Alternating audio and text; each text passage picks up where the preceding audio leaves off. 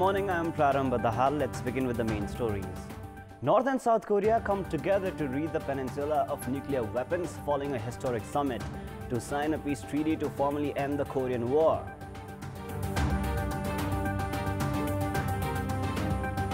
Indian Prime Minister Narendra Modi emphasizes on global leadership role the two major powers India and China can play during the two-day China visit. Lawmakers indulge in lobbying to their authority to allocate budget in their respective constituencies, call for permission to spend as much as 100 million rupees on their own. And Delhi Daredevils put brakes on the chain of consecutive defeats with a 55-run win over formidable Kolkata Knight Riders. Chennai takes on Mumbai in today's IPL encounter. Let us now begin with some latest national political updates.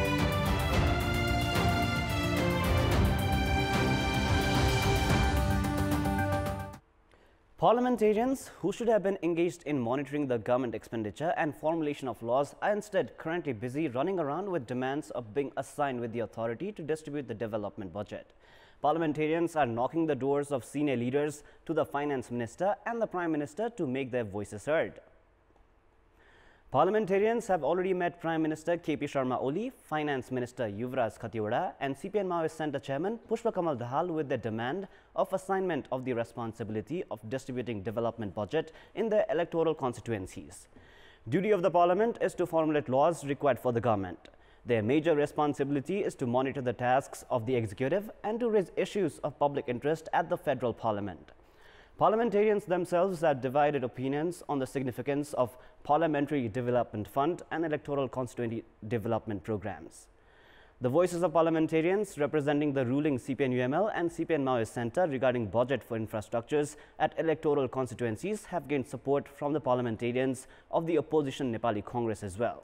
They have claimed up to 100 million rupees for each constituency. Likewise, they have proposed 5 million rupees for proportionate lawmakers and members of the National Assembly. In the past, most of the budget allocated for parliamentarians were spent on unproductive sectors and were also abused by political cadres. Parliamentarians previously used to claim their authority on the budget, citing absence of public representatives at the local levels. In the new scenario, with elected local level public representatives, the past condition does not apply now. However, the loss to a budget on behalf of the lawmakers remains intact. Biratnagar has been set as the temporary capital of province number 1. The current provincial government is, however, preparing to shift the capital to Sunsari's Itahari so as to conform to the leadership of the ruling parties. Chief Minister of Province number 1, Sherdan Rai, paid a secret monitoring visit of the Commission for the Investigation of Abuse of Authorities Regional Office in Itahari on Thursday. The reason for keeping the visit secret was to shift the Chief Minister's office in Biratnagar to Itahari. Preparations are also underway to shift other two ministries as well to Itahari. According to the government source, the offices are being relocated to Itahari due to inadequate infrastructures in Biratnagar. The provincial government is, however, planning to establish contact offices of the Chief Minister in Dhankuta and Biratnagar. Residents of Dhankuta had earlier resorted to protest, demanding the district to be named the capital of province number 1. The government has already spent more than 50 million rupees for improving infrastructures meant for provincial governments. Experts opine that instead of indulging in debate, the issue related to provincial capitals should be sorted out based on physical infrastructure, security and facilities. It is now time for a short break, but for more news, to stay with us.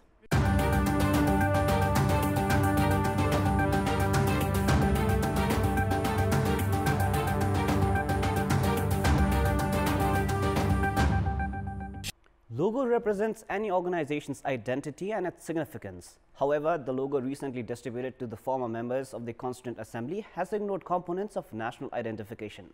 Former lawmakers have expressed concern after receiving a logo that does not even comprise the national flag. The Parliament Secretariat had distributed a logo to former members of the Constituent Assembly for identification following endorsement of the new constitution. However, the members have expressed concern, saying the logo does not well identify their membership and that it does not include Nepal's national flag.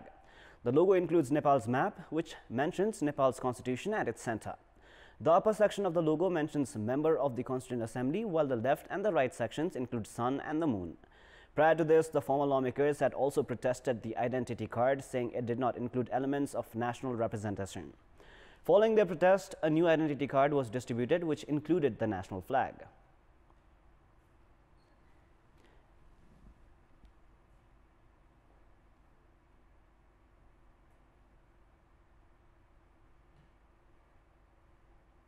And yesterday we asked the locals in Kantipur and Mukmanpur regarding what they think about the distribution of large amount of funds under the Parliamentary Development Fund by the parliamentarians to their cadres. Let us now take a look at what they had to say.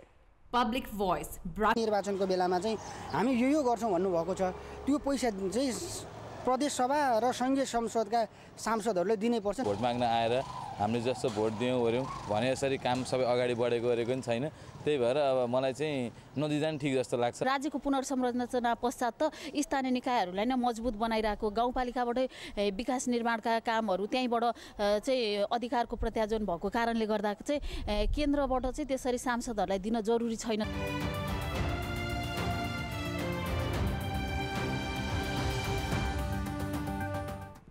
It is now time for some international news.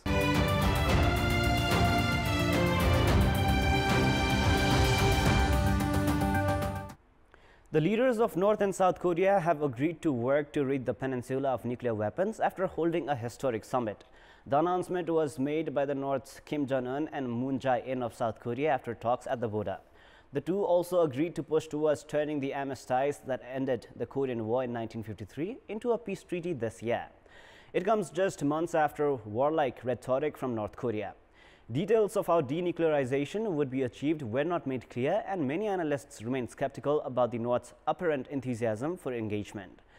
An issue for the North is the security guarantee extended by the US, a nuclear power, to the South Korea and Japan and its military presence in both countries. Previous inter-Korean agreements have included similar pledges, but were later abandoned after the North resorted to nuclear and missile tests and the South elected more conservative presidents. Following Friday's summit, Mr. Kim said the two sides' leaders had agreed to work to prevent a repeat of the region's unfortunate history in which progress had fizzled out.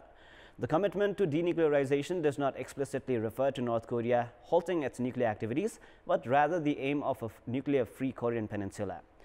The two countries have also agreed to actively seek the support and cooperation of the international community to reach this goal, the joint statement has said. China later praised the political determination and courage of both the leaders. A statement from its foreign ministry said it hoped the momentum could be maintained. US President Donald Trump also welcomed the news, tweeting that good things are happening. Indian Prime Minister Narendra Modi, who is on a two-day visit to China, has met with Chinese President Xi Jinping in Wuhan, the capital of the Chinese province of Hubei. On the first day of his visit, Prime Minister Modi was welcomed by President Xi with an impressive culture performance at the Hubei Provincial Museum. Only two interpreters were present at the first informal meeting between the two leaders. President Xi took Prime Minister Modi on a tour of the museum, after which delegation-level talks were held with 6 representatives from each side. Seeking to make the informal summit an annual affair, Prime Minister Modi said he would be happy to host President Xi for another such round of talks in India next year. In his remarks at the delegation-level talks, Prime Minister Modi emphasized the global leadership role the two major powers, India and China, could play. President Xi stressed that both the nations needed to work together to add global stability. Both the leaders are expected to spend more time together today in one-on-one talks with just interpreters accompanying them. Prime Minister Modi and President Xi will walk along the banks of the East Lake and take a ride on a boat together in an effort to try and cement the strong chemistry they had developed in earlier summit meetings. There may not be any joint statement at the end of the talks, and neither side wants to be bogged down by outstanding issues which remain a thorn in equations between the two nations. The visit comes months after a standoff involving Indian and Chinese forces at Doklam, when the two armies stood eyeball to eyeball for 72 days in the high-altitude area claimed by Bhutan but occupied by China. India has concerns about its sovereignty being affected by the China-Pakistan economic corridor that passes through Pakistan-occupied Kashmir. We've got more news coming up, but right now it's time for yet another short break.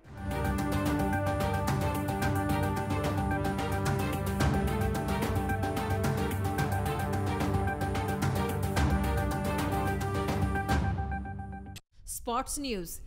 Delhi Daredevils have finally put brakes on a chain of consecutive defeats with a 55-run win over formidable Kolkata Knight Riders. Delhi Daredevils, who had been rocked by a string of poor results, put up a commendable performance in the match last night, playing in Firozshah Kotla in front of their home fans. Sent into bat first, Delhi got off to a flying start with the new opening pair of Colin Munro and Prithvi Shah. This was followed by a hard-hitting 93 runs from Shreyas Iyer, who was debuting as the skipper yesterday. Iyer struck 3 fours and 10 sixes as his 93 runs came off just 40 balls. Delhi closed the innings on 219 runs for the loss of 4 wickets. In reply, chasing a massive target, KKR was restricted to 164 runs for the loss of 9 wickets. The chase got off to a worst possible start as KKR lost first 4 wickets for 46 runs. Andrew Russell with 44 and Subham Gill with 37 tried to build a partnership, but Delhi bowlers were too good on the night. Trent bowled Avesh Khan, Maxwell and Amit Mishra shared 2 wickets each to derail the KKR innings. This was Delhi's second win in 7 matches, while KKR's 4th loss in as many matches. Chennai Super Kings takes on Mumbai Indians in the only IPL match slated for today. Spanish tennis star Rafael Nadal has continued his dominance at the clay court. Nadal strengthened his supremacy at the clay court following a straight set win over Martin Klizan of Slovakia in the quarter-final round of the Barcelona Open. World number 1 Nadal saw off Klizan 6-0, 7-5 in the match played last night in Barca. Nadal extended his win record on clay to 42 successive sets, one is on his favorite surface. Klizan, who had defeated Novak Djokovic in the previous round, came back strong in the second set against the world number 1. Klizan, ranked 140th in the world, was bidding to become the first player to beat Djokovic and Nadal in the same clay court tournament. Nadal, the 10-time champion, will now play Belgium's David Goffin in the semis.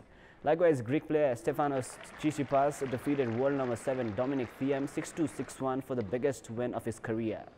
World number 63 Tsitsipas punished an error-strewn display by his opponent to set up a semi-final clash against Spanish world number 11 Pablo Carrena Busta, who also caused an upset by overcoming second seed Grigor Dimitrov 6-3, 7-6.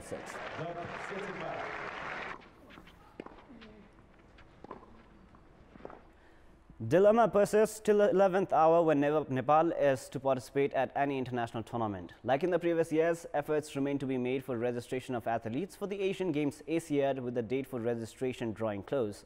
At the same time, the number of athletes to feature at the Asiad remains to be decided. Deadline for submission of the name of athletes to participate at the Asian Games, which begins from the 18th of August, is on the 31st of May. However, athletes remain to be selected from Nepal.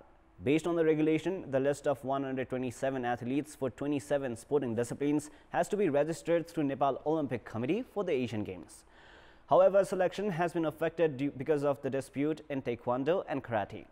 While athletes have been selected for boxing, dispute has surfaced saying that quality boxers have been discarded. Likewise, athletes remain to be selected from a dozen other sports, including athletics, swimming and table tennis, among others. Failure in selection of athletes and officials is not a new tale for Nepal. Registration has been filed, crossing the deadline in the past as well. The scenario appears to be no different one more time. Nepali sports sector has been criticized in the international arena because of irresponsibility of the officials, despite the rigorous effort of the athletes to enhance the national pride. Time now for our segment Public Pulse, where you text us with your opinion. Public Pulse. So, the question is, what could be the reason for the delay in the selection of players for the Asian Games? Your options are A. Negligence of Sports Council, B. Result of association dispute, and C. Politicization of sports officials. The voting is on. You can type NEWS, select your option A, B or C, and then send it to 8080 to share your opinion with us. And now, before we wrap up, here's a look at the top stories one more time.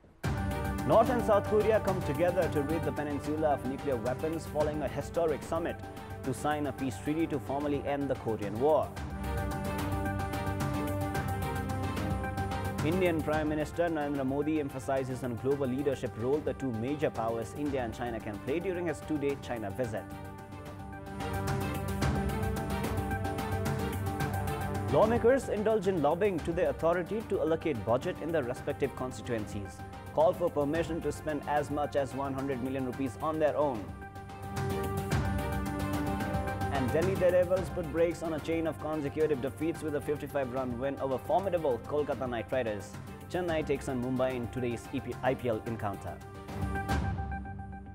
That is all for the moment. Our next English bulletin will air at 11 a.m. Keep watching Kantipur Television SD for more news and entertainment. Have a great day ahead.